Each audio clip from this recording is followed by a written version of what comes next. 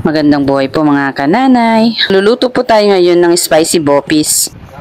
Naghiwa na nga po kaming dalawa ni Kuya Troy ng mga sangkap. At nang mayanda na nga po namin lahat, sinimulan ko na pong iluto. Ginisa ko na nga po ang sibuyas. At pagkatapos ay sinunod ko naman po ang bawang. At nang magisa na nga po, ay sinunod ko naman po ang nagiling na baga ng baboy, puso at atay.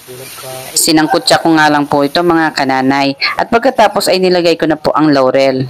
Dinagdagan ko nga rin po pala ito ng paminta.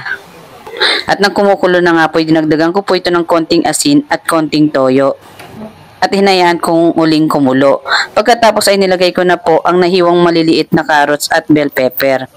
At nang matuyo na nga po ang sabaw, ay nilagay ko na po ang atswete. At dahil sa spicy nga po mga kananay, dinagdagan ko na po ito ng siling labuyo at siling haba. At hinayaan ko nga pong lumabas ang kanyang mantika. Ayan mga kananay, pumupulutok na nga po. Luto na nga po ang ating spicy bopis. Isinalin ko na nga po ito sa lalagyan at ready to serve.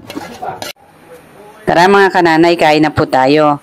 Hanggang sa muli mga kananay, salamat po sa inyong panonood. God bless po sa ating lahat.